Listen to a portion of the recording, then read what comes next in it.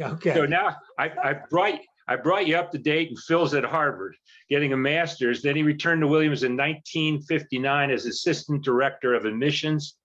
He spent 40 years in the admissions department and was dean from 1991 to 1999.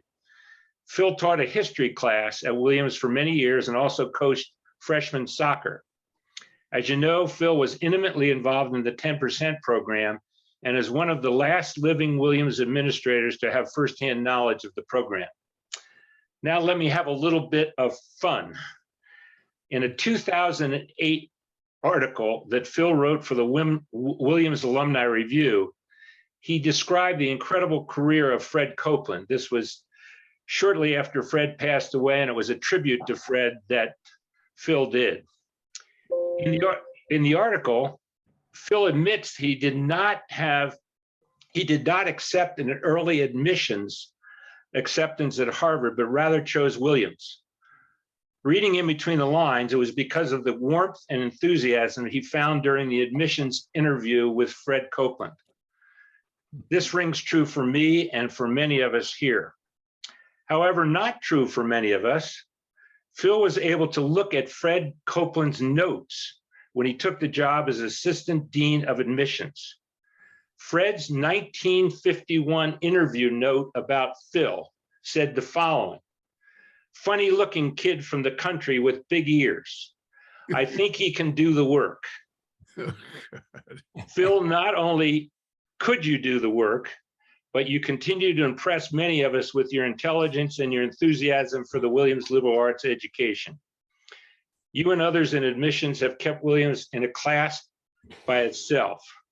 So Phil, please give us any introductory remarks about our class in particular, the 10% program you want to add to, or admissions in general. The stage is yours for about 10 minutes.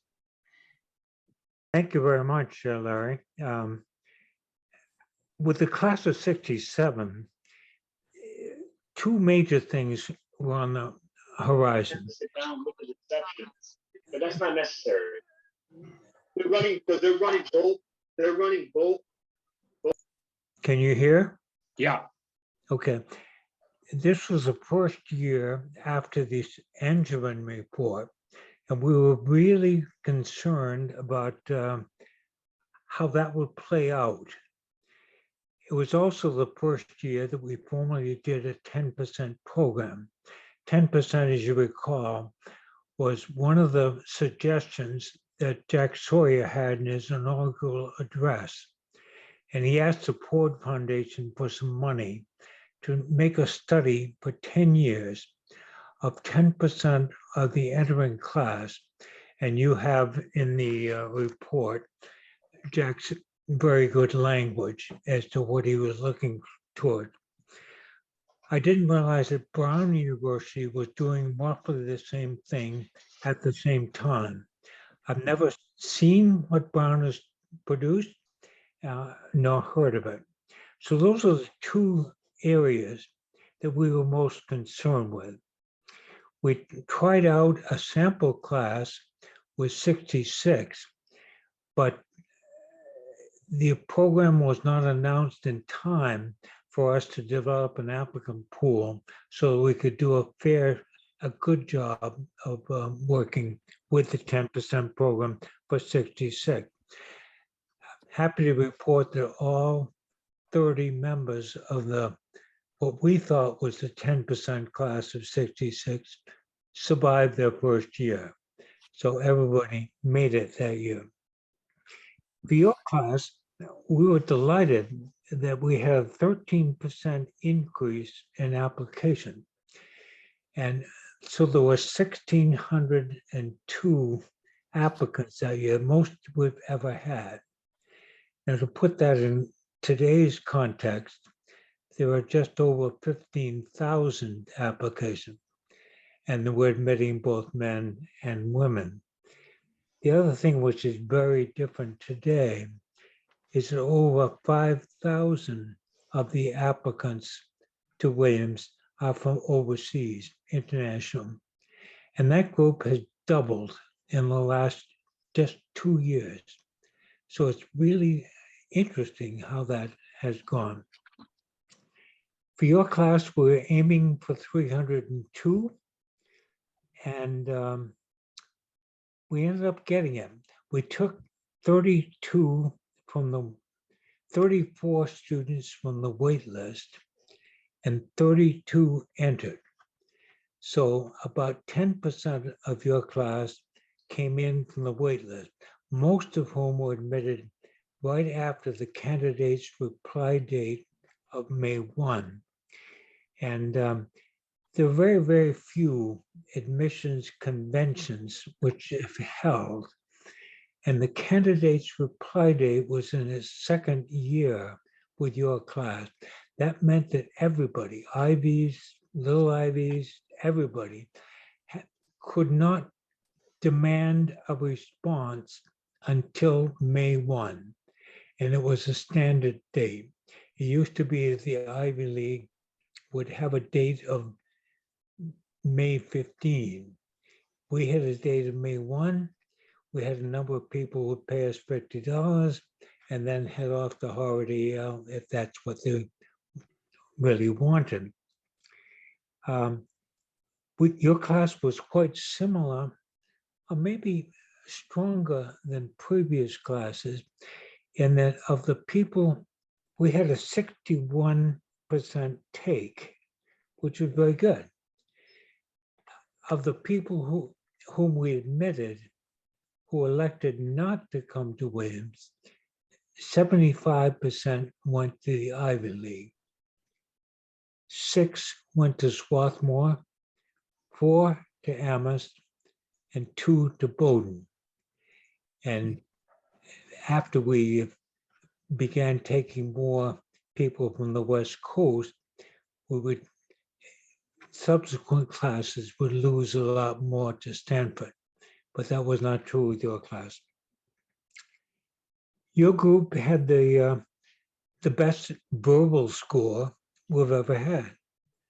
So you're the most verbal class we've ever had. However, the 10% additions knocked down the math SAT. So you weren't high watermark on math, but you were on verbal. The other best for your classes for us was that 129 of you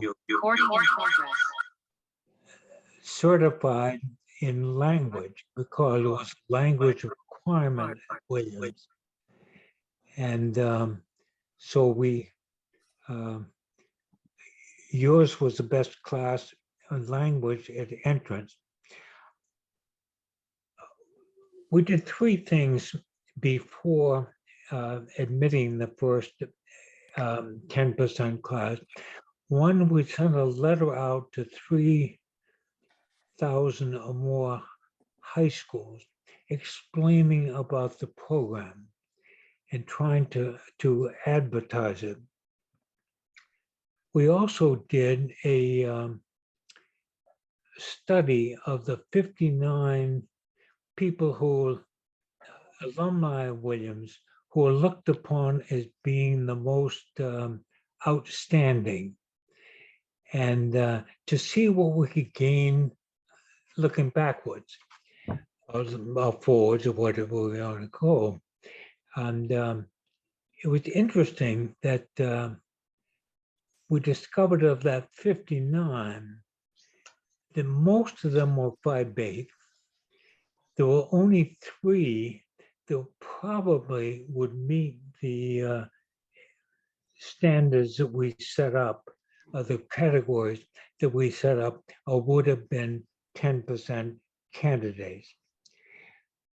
The other thing we did was we had a 3-day meeting in Williamstown of guidance counselors, principals, people from ETS, from the college board, etc., just to hash out what the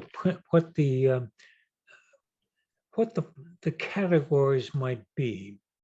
And that was a very rocky meeting. I can remember running it and being somewhat overwhelmed and having to call Jack Sawyer say, I'm over my head. People were running all over me. And the principal of George Washington High School in New York and Charlie Keller, who was head of the John Hay Fellows Program, were lobbying extremely hard to make the entire 10% program minority. And the total group ended up deciding that we would take some minority, and that would be African American candidates at that point. They didn't mention Asian or Latino, but we decided we would take some, but that would not be a sole criteria. And Charlie Keller, who I knew well,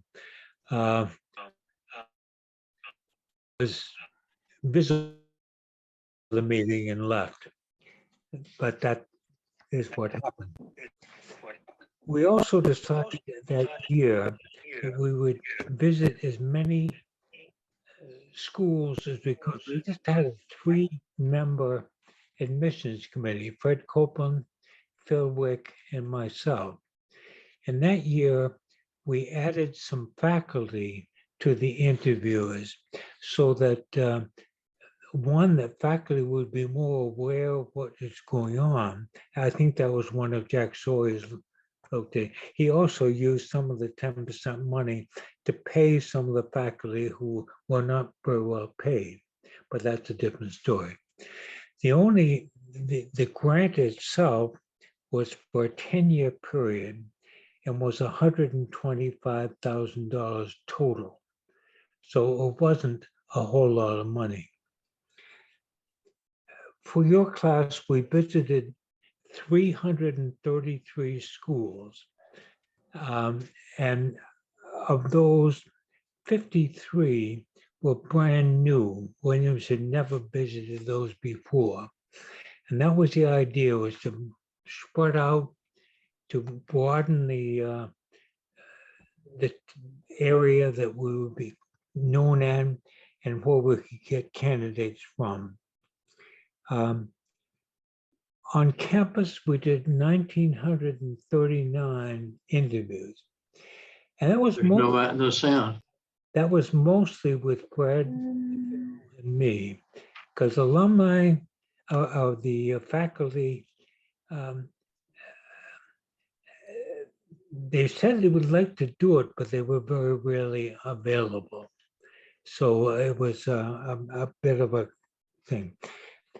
One area with your class, and I'll finish with this, is that we were very concerned about the fraternity situation, Angevin report, and we're very interested in how many sons of alumni applied and entered, and how many brothers of undergraduates would apply.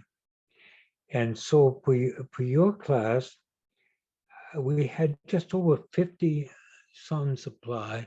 We lost more that year who decided not to take up their acceptance. But in your class, there were 40 sons of alumni. Now that's about 13% of your class. I look back over the last 10 years, and the average number of alumni sons and daughters in the last 10 years has been 13%. That figure just hasn't changed very much over the years. What did change, however, was the number of brothers who applied and who came. And your class had 27 in the class who were brothers. That's more than twice any previous class. So to us, that was a good sign. And I still remember that year going into the old Baxter Hall, getting lunch one day, and one kid in line said, "You lied to me. You told me there'd be fraternities here, and now the Angevin report has come in." For 5 minutes, he just went on and on and on. And then he turned around and said, and by the way, my brother's applying this year, you better take him. Things went from there. Of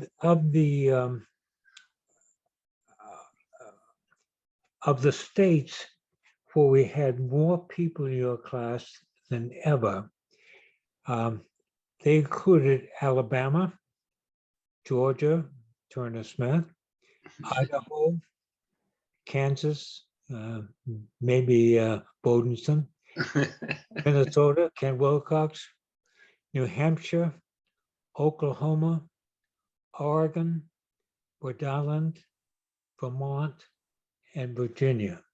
And that was more than they had in the past. A couple of areas where we were disappointed.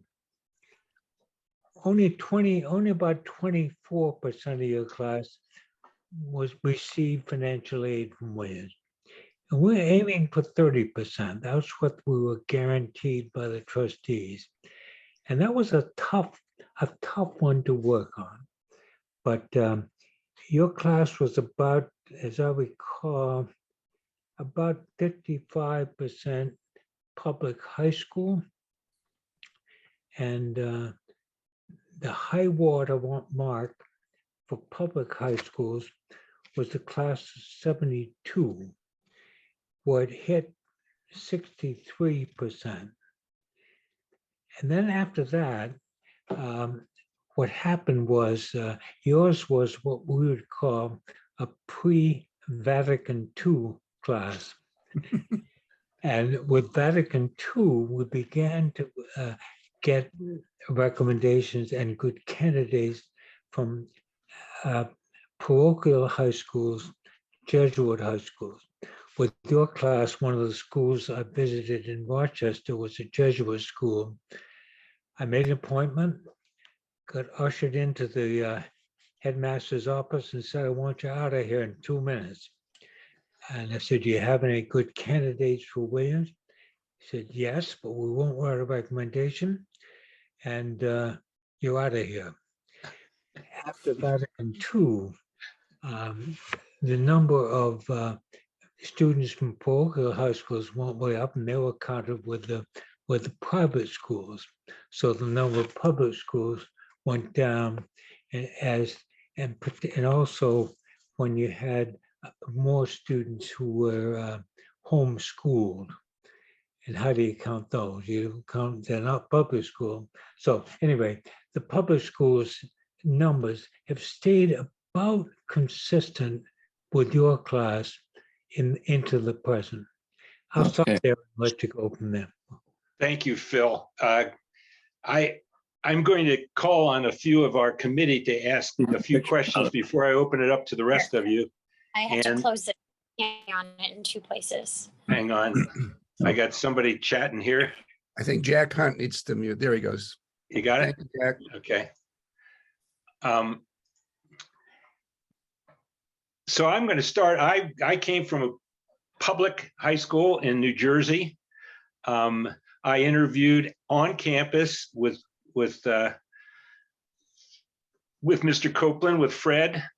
And my question to you to start off, Phil, is in your article, you state that after the grant expired in 1973, there was little doubt that Williams would continue the 10% program and that Williams would continue to follow the careers of the 10 percenters. We know that that did not happen. You and I talked about that today. So I would curious, why did things not follow up as you predicted they would? And secondly, are some of the characteristics that you learned from the 10% program still apply in admissions at Williams today? Many of the characteristics still apply. And we use the longer the 10 years went with the regular 10% program, the better we were at developing the pool of applicants from inner cities, from schools which didn't fit the usual pattern of schools would send students to Williams. And these were some of the areas of, one hesitate to use the word underprivileged, but many of those schools were underprivileged schools. And so we had to develop a whole lot of programs. For example, for students from these schools who were very interested in pre-med, what we discovered was that if they took in a 5-course program, both biology and chemistry, they would flunk. And they would drop out of pre-med and things wouldn't work. And maybe half of the African-American students in those years were either engineering or pre-med oriented. That's where the money was. That's what they were looking for. And so we began a program in 1969 called a summer science program, where we taught chemistry, calculus, and writing for a 6-8 week period. Jim Skinner in the chemistry department ran it. I got the money for it, and later on we went to the Sloan Foundation and got money, and ran that program for about 7 years. And we also did one for humanities. And what we discovered was for many of the inner city schools, or schools from very, very rural schools, which was similar to the ones I came from. I came from a high school which had a graduating class of 16. And we were big stuff because they only had 10 the year before, so we were a big class. Those would be schools that didn't have the strong science or the strong writing. And so we put those programs in that helped a lot. Why didn't the college move forward and try to study the 10% after a certain? I don't know the answer to that. I know that in 73, 74, and the report I sent to the Ford Foundation was done in 74. The article that you sent around, I think, was in the Alumni Review in 76. That was a pretty meager time for finances. And that was when the college just didn't have much money. And there was no money from Ford to do it.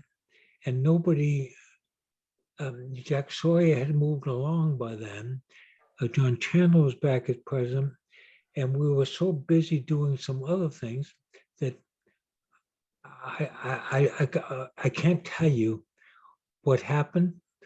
I know there was no discussion about doing a follow-up.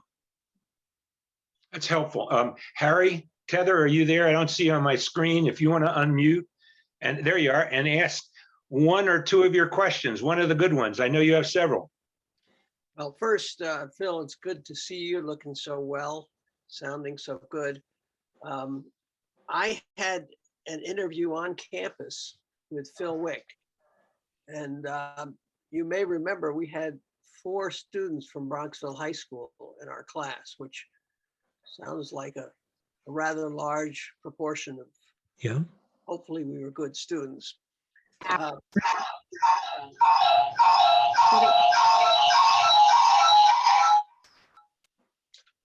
Phil, I have a question regarding the fact that, of course, women started to matriculate at Williams before the end of the 10% plan, the 10-year plan. Was there any modification in the performance categories that you remember that applied to women as distinct from us men?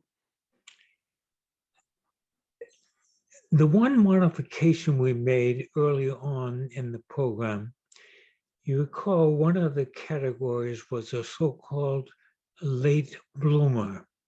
You know, the person with very high scores, mediocre performance, but we hope with a well-developed bud that would blossom when they got to college. Our experience with that group was very poor, to put it frankly. And we ceased that category after about 3 years with the following cliche. The late bloomer equals the early fader. And because we just didn't have much of a take on it. When I did the report for the Ford Foundation, there were just 3 members of the 10 years of admissions to the 10% program. There were just 3 who were in the top 10% of all students with both verbal and math. All 3 of those people flunked out. So we began to look more towards other qualifications, personal qualities, what people had done in high school. And we carried those with us when we admitted the first class of women was in 71. And that was the class of 75, it was 71. And that was the first year I was director of admissions and running things. John Vipond, can you hear me? Can you unmute? You have an especially good question. And I know how close your relationship is with Phil. And Phil, he just flew back from France to be on this Zoom meeting. So he may be a little bit loopy. We'll see. Thank you, Larry. It's always good to see you, Phil. And yes, we've known one another many years since I first came. Anyway, greetings to you. The question I have relates. Wait, John, first of all, where did you interview and who did you interview with? Well, see, I came by a different route, you remember. That's all right. I didn't come by the first year. I didn't get in. So I wasn't even in the 10%, as Phil well knows.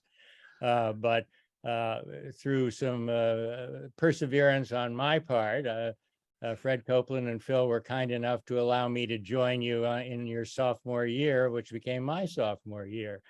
And I'm been happy ever since, followed by 3 siblings. Anyway, in that context, so I know I was in the no percent, Phil, as you know, probably still am. In any case, I think one of the goals that President Sawyer had and you all had in the 60s was to radically, but over time, change the diversity, the mixture, the kind of student, not completely, but to have more diversity and different kinds of boys and then girls. Do you think that the 10% program, both in that first 10 years and thereafter, has achieved or helped achieve what I think is now a much greater diversity? I think, John, there's no question. Black students and There's no Asian students. How did it all go? How's it gone? What's your assessment? There's no question about that. And it took a lot of doing. I began in 1959, and one of my goals that year was to increase the number of Williams students from public high schools. I thought we were taking far too many middle of the road prep school people. And that was a real, not a fight, but a real, should we say, we talked about it quite a lot that year. And with the class of 64, which is the first year I was involved, we changed the high school prep school ratio by 16%, and it became 59%, which was sort of a goal we set. And looking towards inner city schools,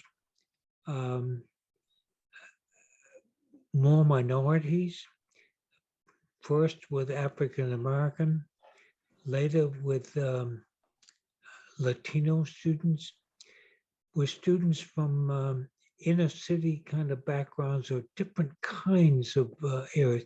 Those are all the areas we worked on. So the class which just entered was a little larger than they expected. The present first year class is 579. They were hoping for 550. It was very hard this year to figure out, how to play things because you didn't know how many people were going to take a gap year before entering college. It's been about 20 for a number of years.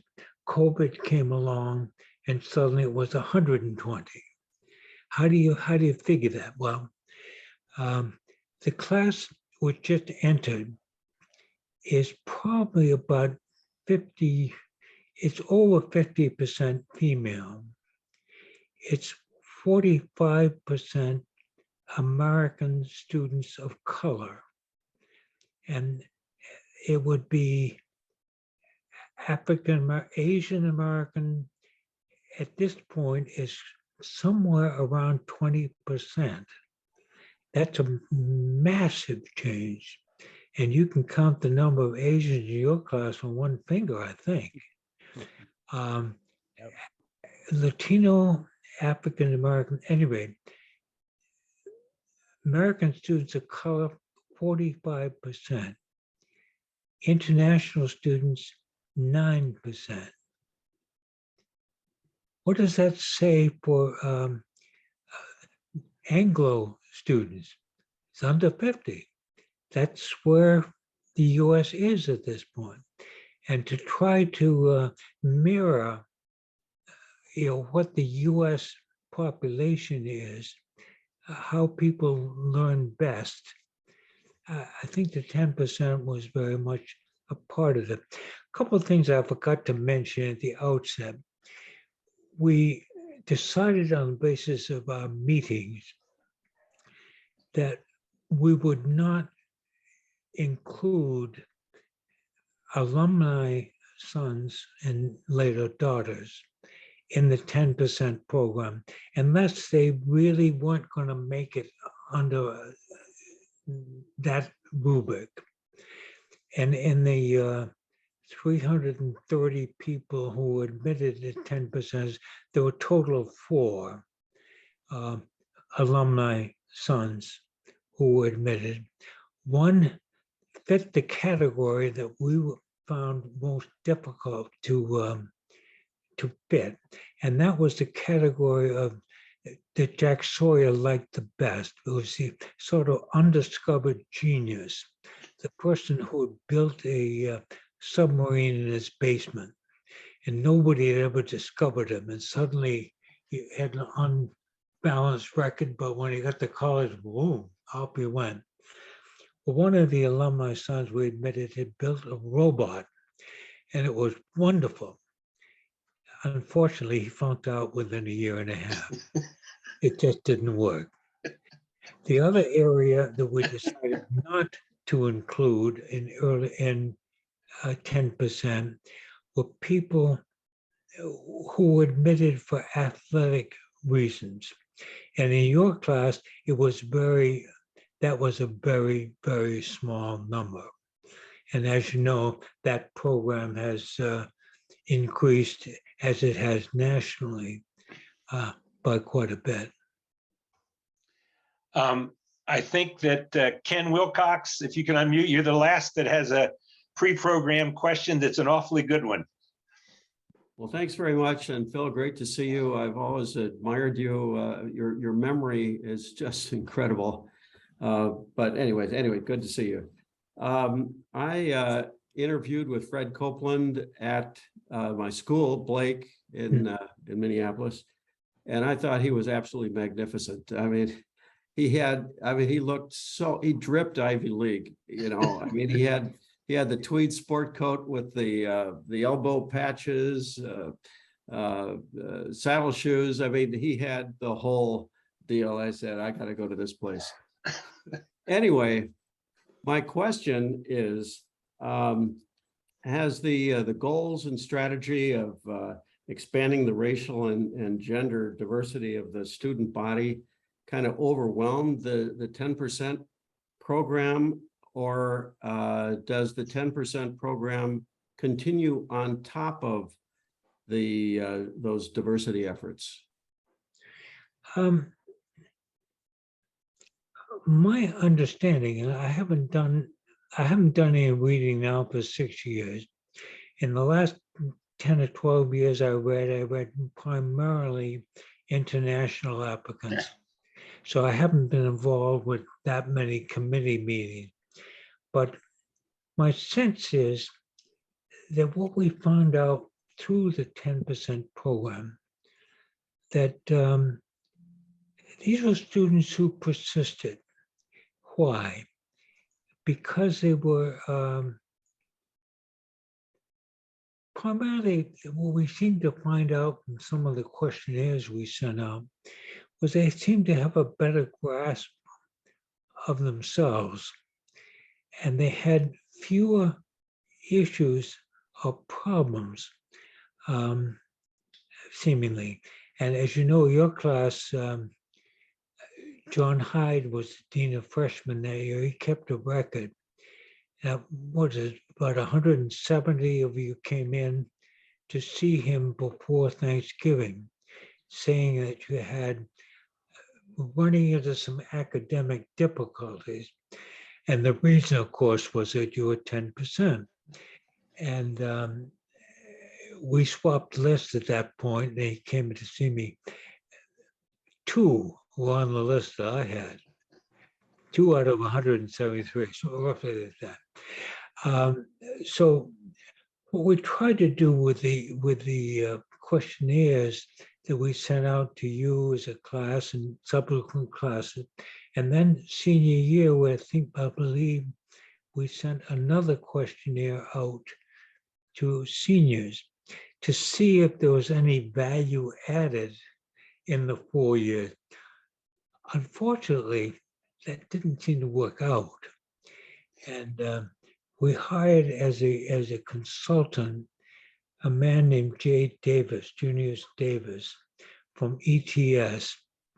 And part of the questionnaire we sent was one which was nationally normed, and see if we could get some kind of read on how the Williams class did 4 years later, how 10% did versus the rest of the class, and so forth. And unfortunately, we got no read at all.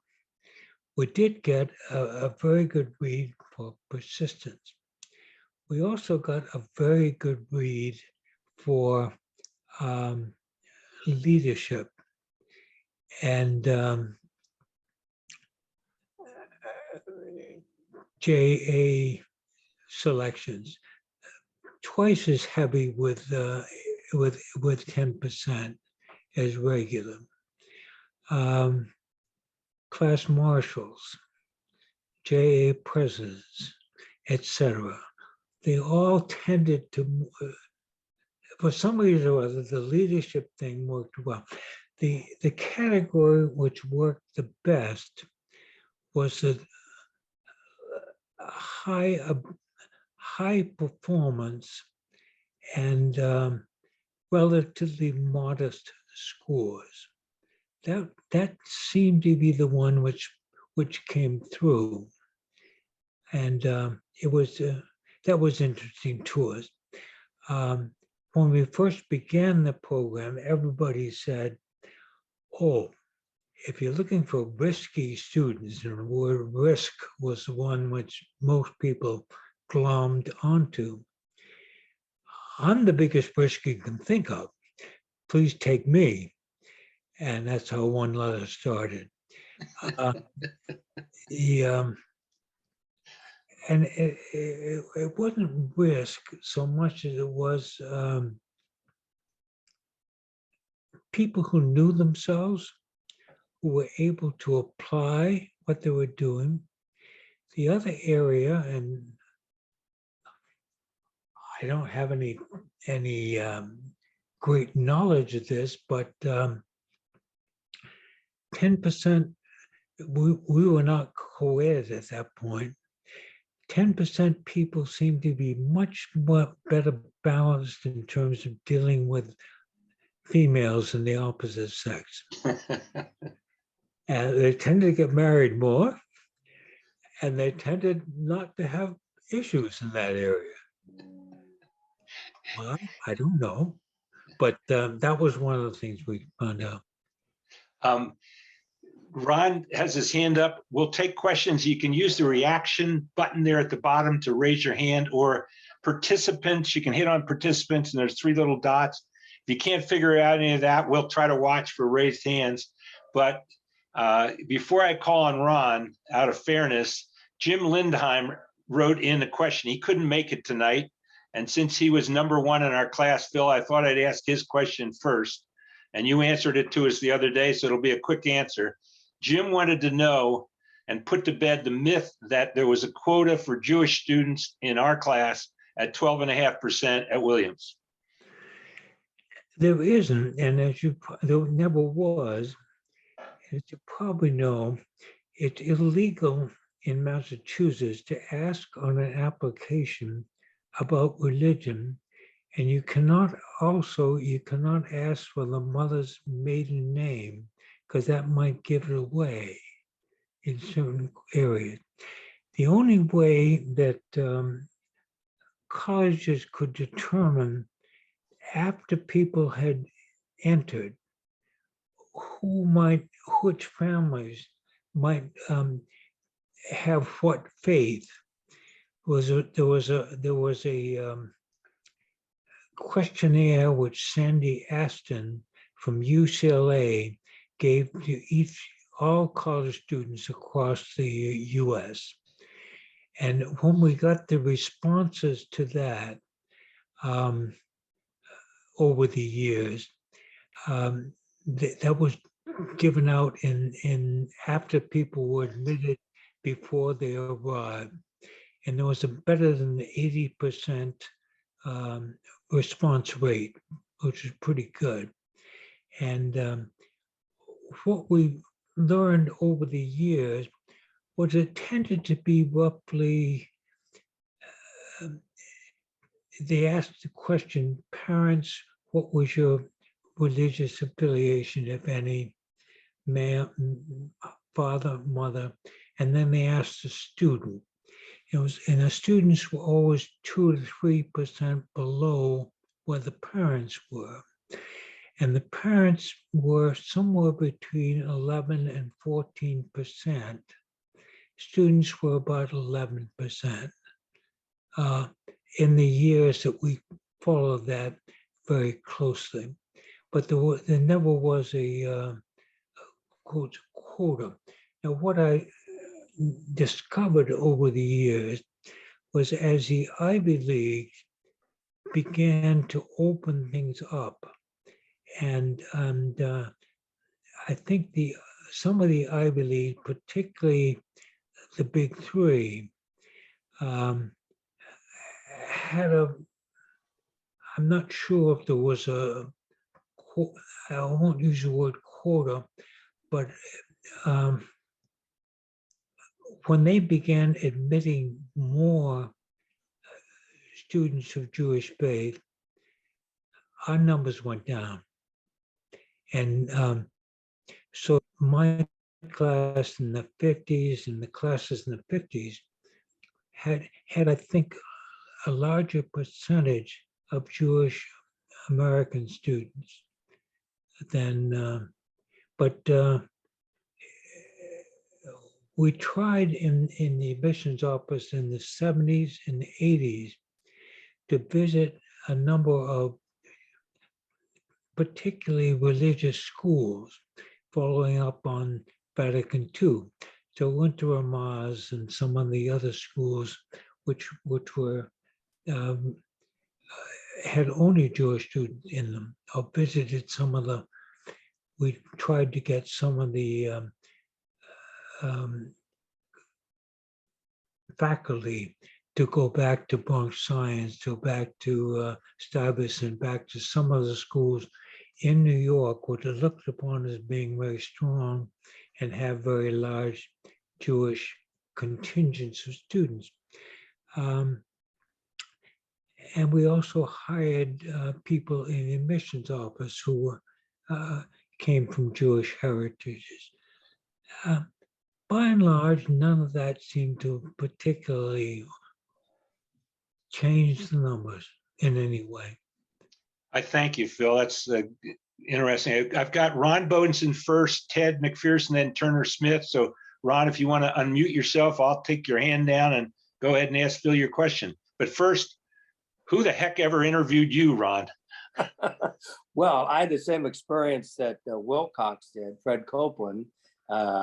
And the only thing I'll add is he had these Polaroid photos of Williams College where we would go through each one. There weren't really great brochures back then, Phil. We had Polaroid snapshots. I will add that the fact that fraternities had been banned at Williams was a positive for me. And at the 50th reunion and around that time, a number of other fellow students said the same thing, that it was a positive and not a negative, and it actually influenced us going to Williams. My question is, at the 50th reunion, I was at a breakfast with President Falk, and I threw out the question that why doesn't Williams just fill itself up with foreign students? China, Japan, India, they can pay full tilt. Williams will be rolling in money. And is there some policy regarding that? And he actually said that there was a quota of 7.5% for international students. And it occurred to me that under our discrimination laws, apparently we might be able to discriminate against people who are not American citizens. I think there may be a law on that. But now you said it's 9% international students. So what has been the policy over the years, quota-wise or not, on having full paid students from other countries? The policy has been, as you know, Williams is need blind in admissions. It was in your class. It wasn't some subsequent classes. It has been now. And the admission policy for financial aid is best in the country right now. With international students, about half of the internationals are fee payers, about half are not. And the amount of money, and internationals require more aid than domestics. And we were running about 7 to 8%. And some of us kept pushing. And when Maud Mandel first came, I spent 2 or 3 years driving John Chandler when he wasn't driving anymore. So I would take him to Maud's inauguration, among other things. And I, talking with her once, I said, I got 2 things on my mind. I think we should take more international students because the pool there is just fantastic. And the last time I read, there were students from 124 different countries. I can't even name 124. But and why should Williams get 162 applications from Kazakhstan? Why? Because you know that China, Korea, India are always going to be the top 3. And you know if you're going to have a good ice hockey team, you better take a few Canadians who will be a little older and a little, I don't want to say this, perhaps better qualified than some of their American colleagues. I don't know. But so talking with Maud, originally I said, I would hope you take more international And you'd also go back to taking graduates of community colleges. And she's very good. She doesn't make any promises, but she listens. And that year, we began taking graduates of community college, and the number of international students went up. So the answer is the international pool at this point is absolutely superb.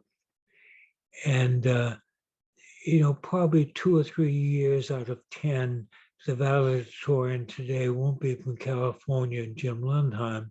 It'll be somebody from Hungary, somebody from overseas, or the class speaker will be the overseas person. So that's one thing that, of course, with your class, you did not have U.S. News and World Report. That began in 1983. But students from overseas, they look and say, I want a small college. Who's first on the list? We're not supposed to use that at all, but international kids use it all the time. And all of a sudden, for applications to double in 2 years is insane. And the quality and the numbers and the way the faculty agree that these are students who really respond in class is wonderful. Thanks, Phil. That's great. Ted McPherson, you're next up if you unmute yourself.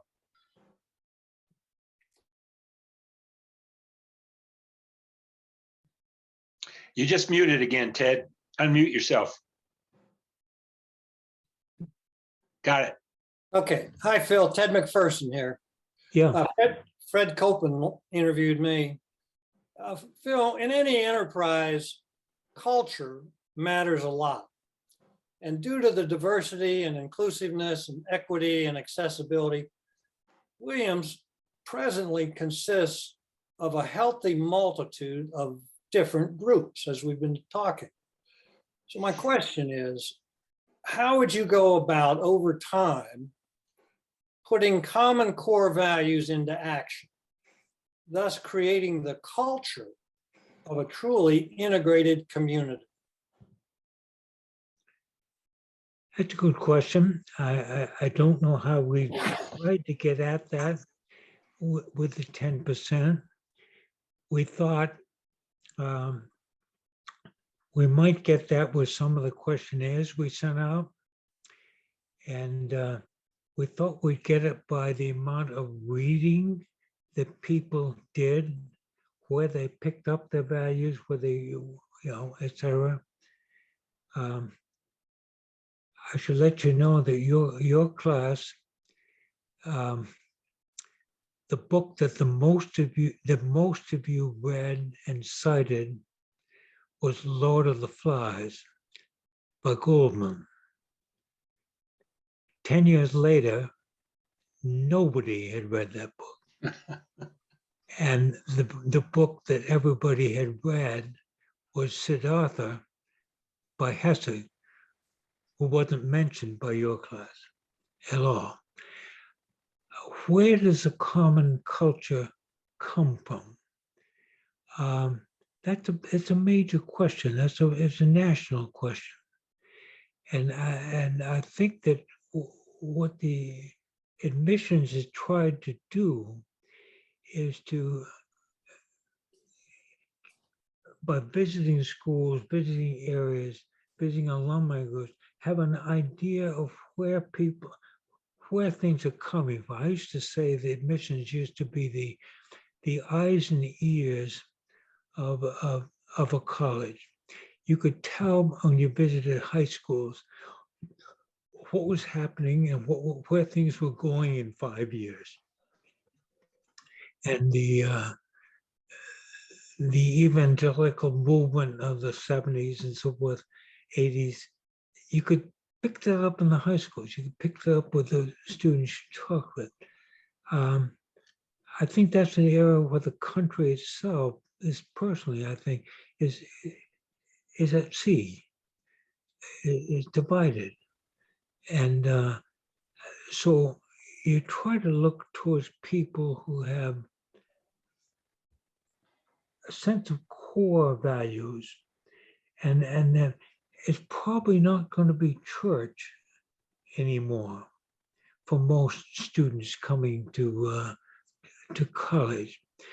And what happens, you've noticed when you come to reunions, that college, particularly the residential college like Williams, has become pretty much the home and the core foundation for so many people. So when the 50th reunion last year came in, they thought they were going to win the prize for the largest percentage of alumni back. Wrong.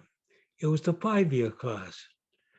More people came back, and it's the college which suddenly becomes a home base value center. So I don't know the answer to what it's a good question. I don't know the answer to it. Thank you, Phil. You're the best. Thank you, Phil. I thought that was an amazing answer. Turner, you have to unmute yourself, and you're next.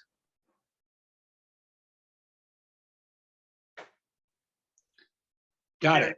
Did that do it? Yes. Am I unmuted? Yes. Good. Well, this is not a question. It's really a sort of vignette about Phil, because when I arrived there as a Southern boy from South Georgia, I had no doubts that I was a member of the 10% plan. It had to be so. And so I was just prepared to accept all the things that went with that, both good and bad. And I admit I was a bit humbled about during the whole process, and sort of prepared to accept, whatever grief I was given. And one day, sophomore, junior year, I happened to be walking to class with Marty Samuels. And Marty said he was convinced that he was a member of the 10% plan. And I said, and he kept talking to me all the way to class. And I just said, God, if Marty really believes he's a member of the 10% and I'm 10%, then maybe I'm smarter than I think I am. And so it went on like that. And I finished with a lot of support from Phil and John Hyde. And Phil, I thank you again for that. You and John Hyde both. You guys, without it, I couldn't have gotten anywhere close. But anyway, just to sort of confirm it all, when I got to my son's registration, he was class of '92. I went into the gymnasium, and I saw Phil standing in the middle of the room. And I went up and thought I'd just shake his hand and say hello. And my son had been admitted fair and square, no 10%, no nothing. And Phil looked at me and said, Turner, you must have married well. Turner, you can always tell Marty that he wasn't governor of his boys' state. Right. Well, Phil, I thank you for everything. It's great to see you. And great to see you. Great to be on the call with you. David McCarran is next. David, if you unmute yourself. I'll do that. Got it. So hello to everybody. Phil, I'm in Oregon, and what many of these people on the call don't know was you made a point for a long time to always come to Oregon to interview. And do you want to disclose why that was? Well, Fred Copeland began that, and that was, he made his first trip to the West Coast in 1958, and he would come every other year. And it turned out that he developed a core of alumni on the West Coast. And as you know, in Portland, it was Bob Beebe. And Bob was a piece of work, I should say. Very, very interesting person. and his son and grandson are both graduated from Williams. But we got some wonderful people from the great state of Oregon, as well as Washington, where Bob's brother-in-law took over the mantle.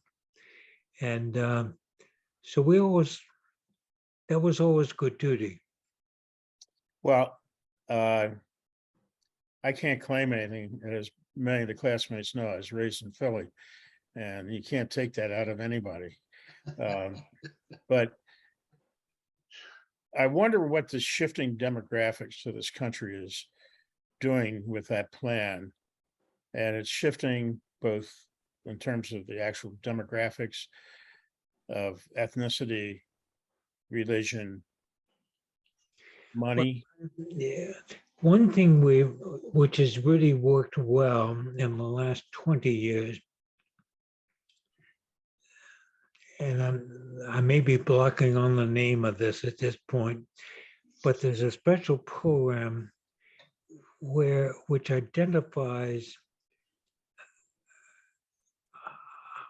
high ability students outside of the norm. And Williams always invites 2 weekends of those students to come to the campus. And and if we get a large percentage of those students who visit, they're really interesting. I had an email yesterday from one fellow. He was from Georgia, went to the worst high school in Atlanta. He was a citizen of Zambia when he arrived. And I got to know him pretty well. I just had an email from him. He's in the Foreign Service for the US in Beijing at this point. And he was a Chinese major at Williams. And he moved to Atlanta at age 15. And his father was a Pentecostal minister in Zambia.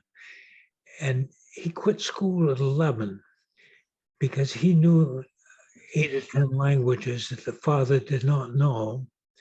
And he said, besides, Jesus never went to school, nothing in the Bible about that. Why should I?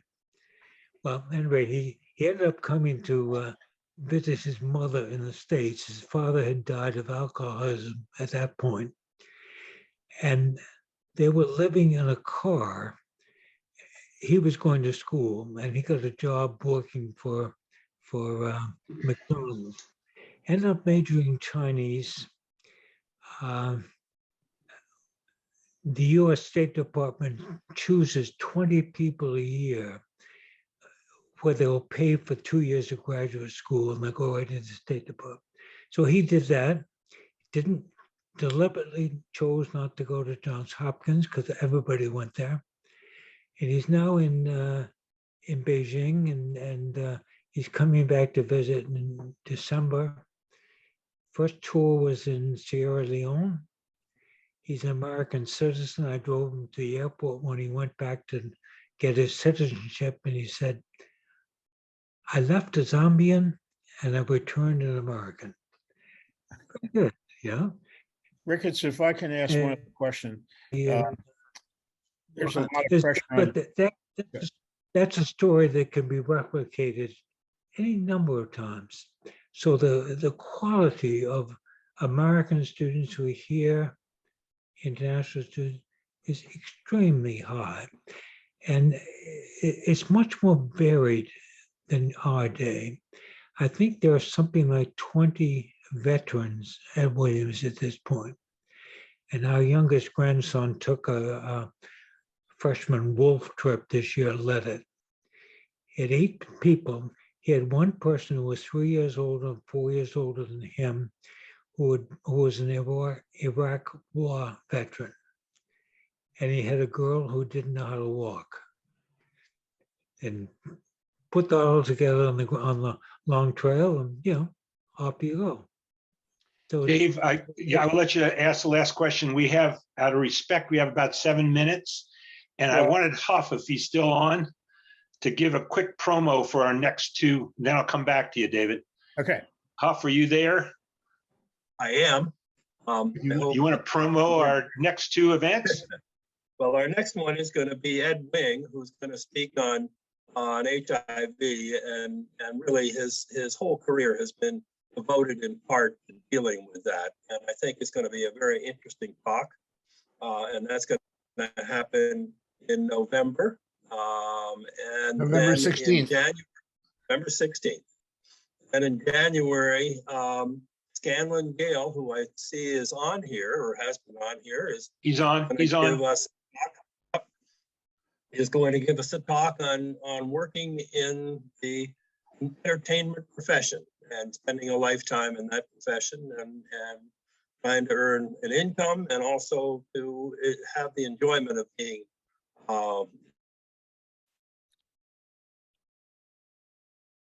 Up, you froze, Huff. So Scanlon's speaking on Thursday, January 19th. Thanks for Huff, you agreeing. froze, and Scanlon, he said that we'll have the enjoyment of listening to you. That was his ending. We will. So Dave, go ahead to Phil, your last question. Americans' education system is under a lot of pressure. And what is the admissions program at Williams seeing? And how are you considering that could influence things over the next 10 years? And of course, 20 years from now, we're going to see an impact of the pandemic on people applying to college. Have there been thoughts about that within admissions? I would defer that one to Liz Clayton, who's very terrific. And I'm far enough away from it now, so I don't have a good answer to you. Phil, I just can't thank you enough. There was a few comments on the chat, and one I got a little laugh out of. Brian Hickman asked if only 2 of the 143 freshmen who came to you wondering if they were 10%ers actually were. Does that say something about the arrogance or obliviousness of the 10%?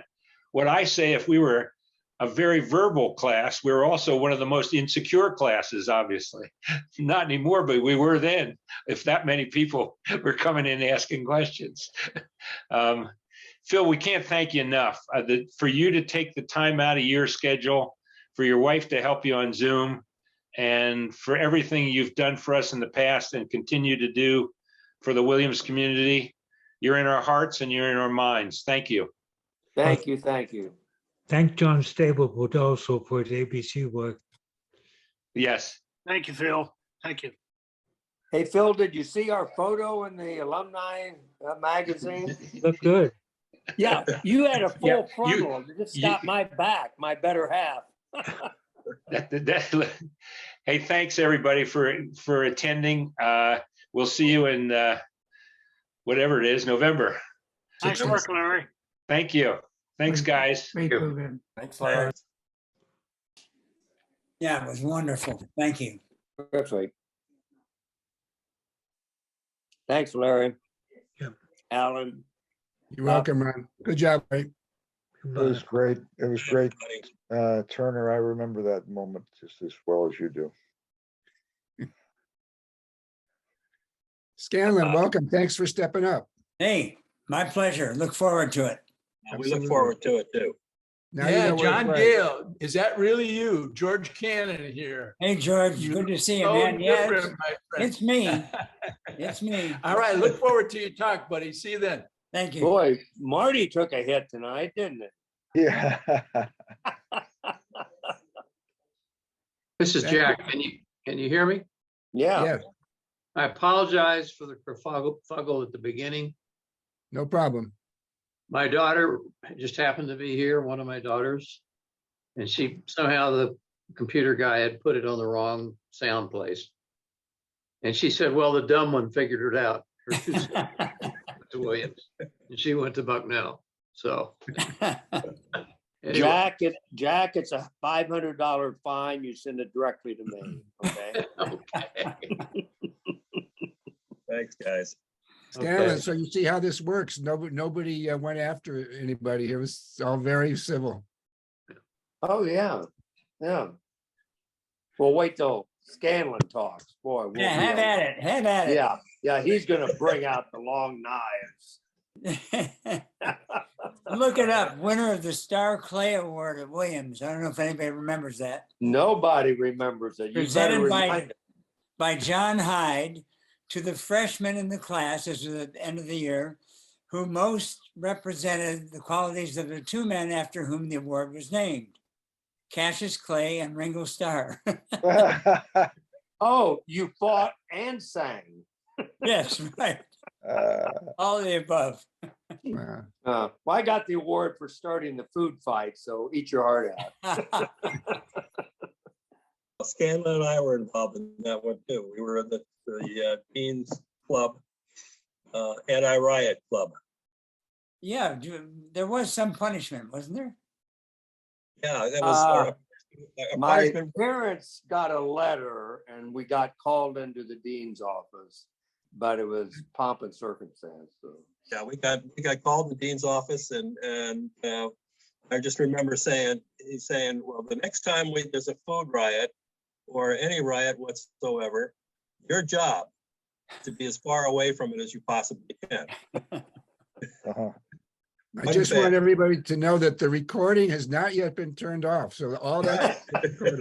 I can't believe Huff was involved in the food I riot. was. No, And I thought this disqualified people for future office. No, we both had brothers who had told us about them, and I think that was one of the things that got us going. It was pretty tame, I thought. And so I just ended up pulling a tablecloth out from under all the plates. I don't know what I was upset about. Didn't get in a fraternity, I guess. Anyway, Jack, you need my address to send a $500 fine. I had to take my my Navy blazer. I had to go to Rudnick's to get all the milk out of it. Oh. So it was on like Thursday night. Yeah. Dress up night or something. Yeah, exactly. That's the only time to do it. Yeah. Well, we did it for sure. Bye, everybody. All right. Okay. Buenas noches. Good night, Good night, you all. guys. Good night, Adios, you folks. guys.